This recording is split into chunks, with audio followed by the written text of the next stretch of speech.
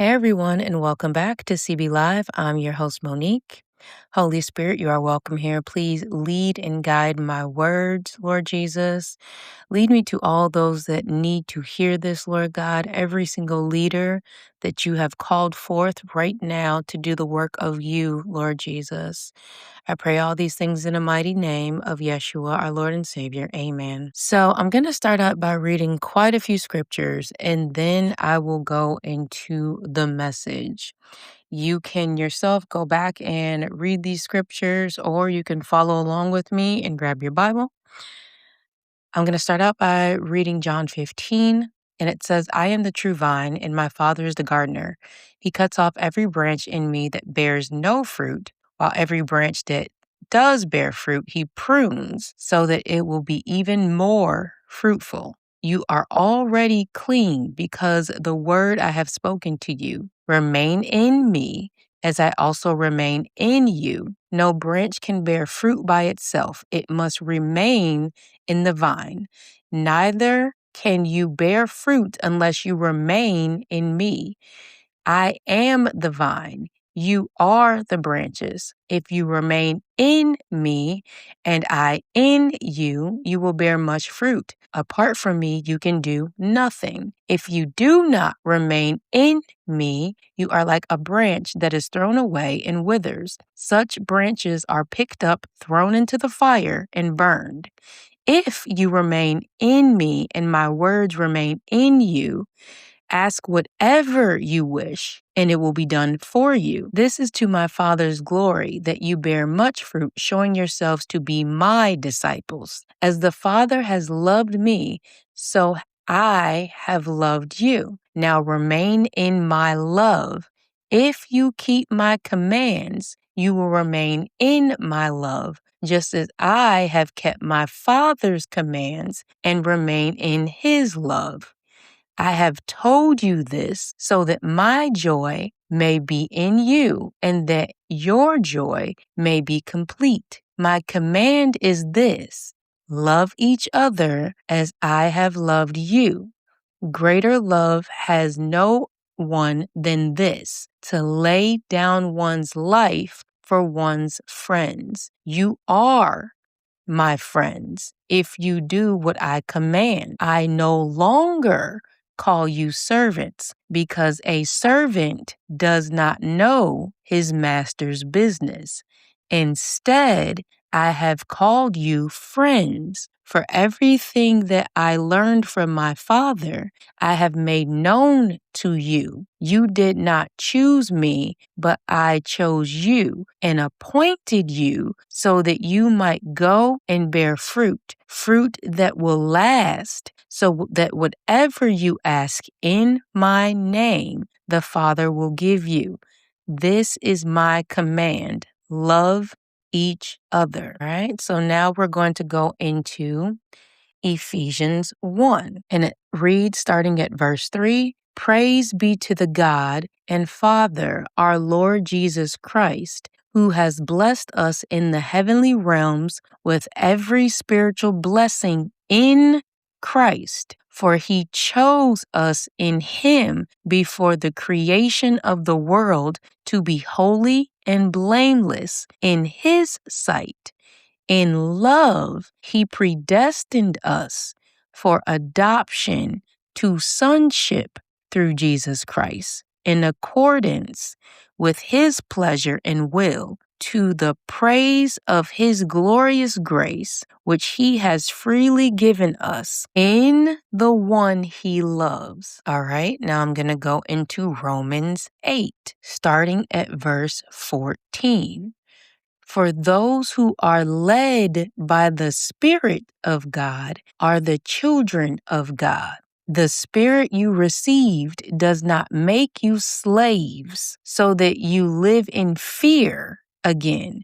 Rather, the Spirit you received brought about your adoption to sonship, and by him we cry, Abba, Father. The Spirit himself testifies with our spirit that we are God's children. Now, if we are children, then we are heirs, heirs of God and co-heirs of Christ, if indeed we share in his sufferings, in order that we may also share in his glory. Now I'm going to go into Galatians 1, verse 10. Am I now trying to win the approval of human beings or of God? Or am I trying to please people?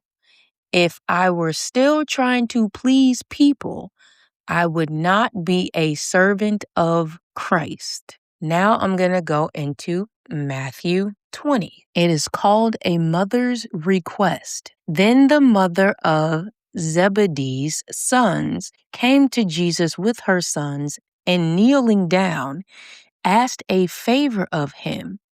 What is it you want? He asked. She said, grant that one of these two sons of mine may sit at your right and the other at your left in your kingdom. You do not know what you are asking, Jesus said to them. Can you drink the cup I am going to drink? We can, they answered. Jesus said to them, you will indeed drink from my cup. But to sit at the right or left is not for me to grant. These places belong to those for whom they have been prepared by my Father. When the 10 heard about this, they were indignant with the two brothers. Jesus called them together and said, you know that the rulers of the Gentiles lord it over them, and their high officials exercise authority over them. Not so with you.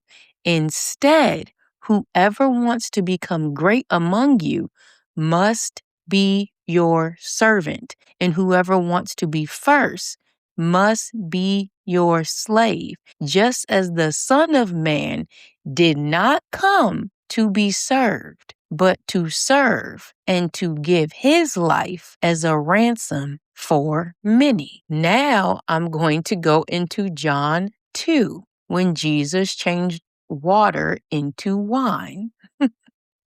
And this was also a mother's request, but it was his mother's request. On the third day, a wedding took place in Cana in Galilee.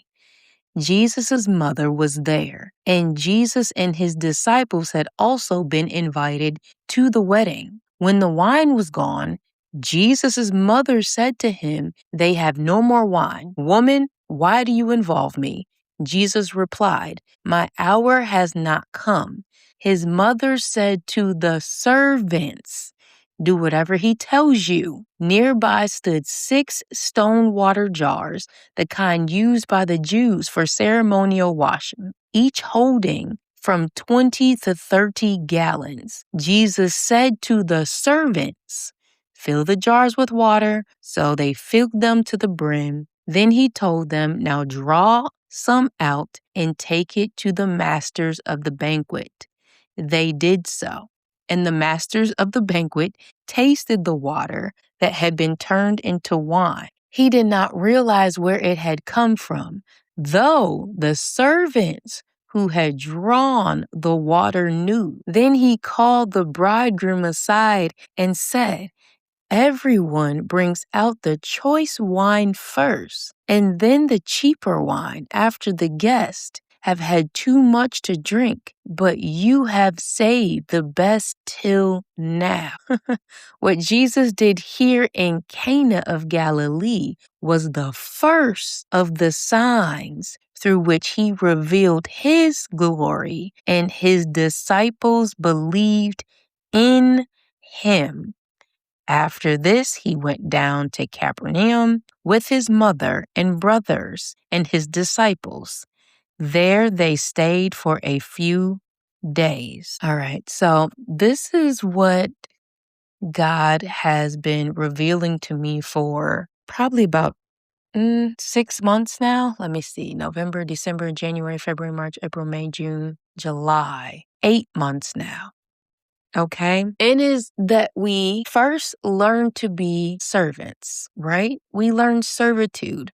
That's why when you serve, it's typically after accepting Christ.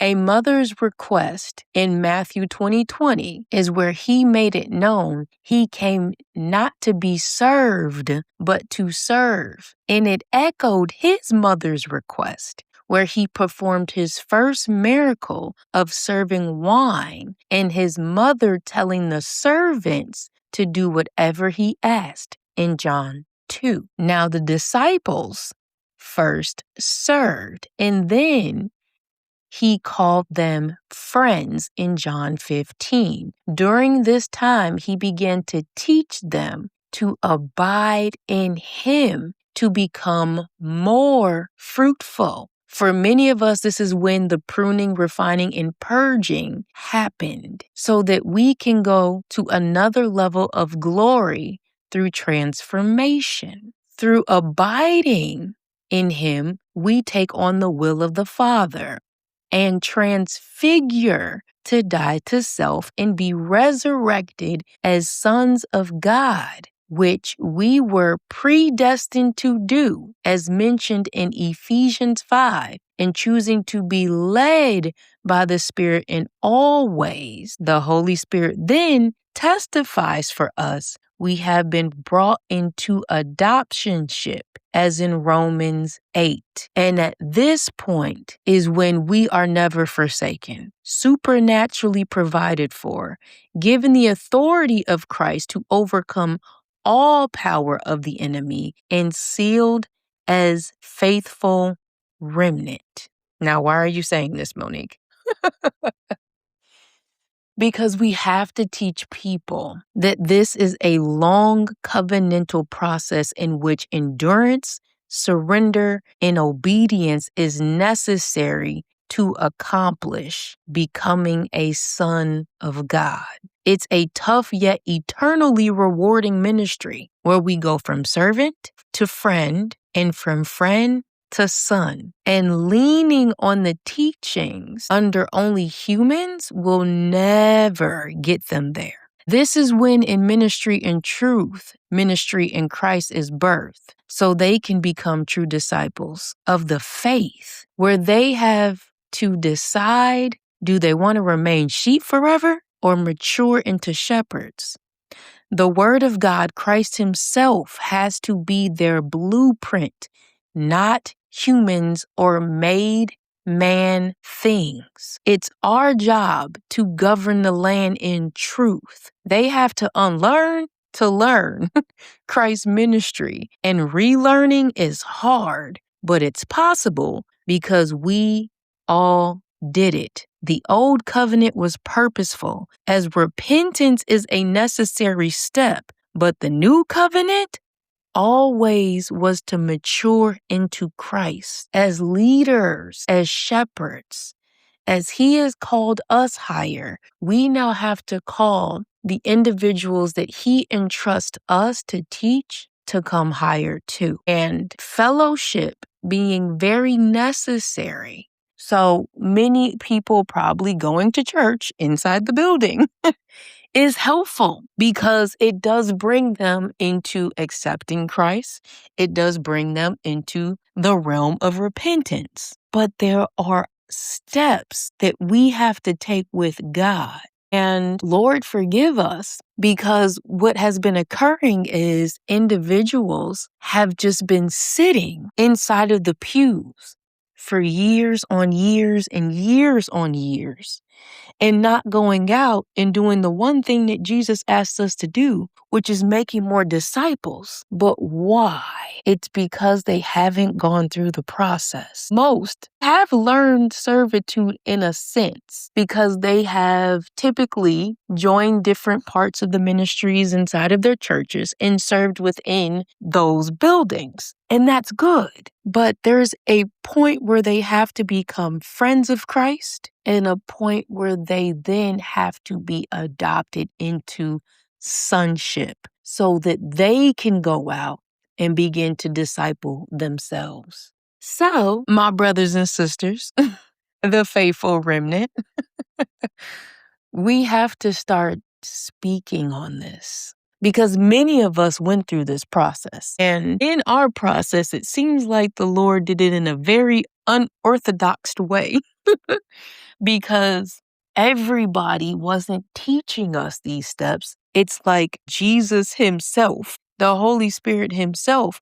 had to bring us into this revelation. And let me be one to say I am godly proud of all of us for going through the process. But now that we've gone through the process, we have to encourage others to go through the process. Yes, it is a tough ministry, but the eternal reward that they will receive, the prosperity that they will receive, the covenantal protection that they will receive if they come into sonship will always be worth it. That's it. That's this message. From servants to friends to sons. That's what we need to start teaching people. Holy Spirit, is there anything else? Make sure that when we are handling this topic, you all, that we remain Holy Spirit fruitful. Because it's not an easy concept for people, again, to unlearn what they've been taught. Most people do think that they're doing enough, but that's why they're still in bondage. When you become a son of God, you don't struggle. And when I say son of God, male or female, because biblically, we already know when he said adopted into sonship, that he was saying that we are now in Christ. So many have to unlearn some of the things that they learned. And as we saw in our wilderness season where the Holy Spirit himself was teaching us, it's not the easiest part of the process to go through, the pruning, the refining, and the purging, because you are called to the mountaintop. You are called to be with him alone. You are called to be tested over and over and over again. And in that testing, the enemy is continuously tempting you because he doesn't want you to endure. But if they endure like we did, it is so rewarding. I love y'all and continue to walk in freedom. God bless.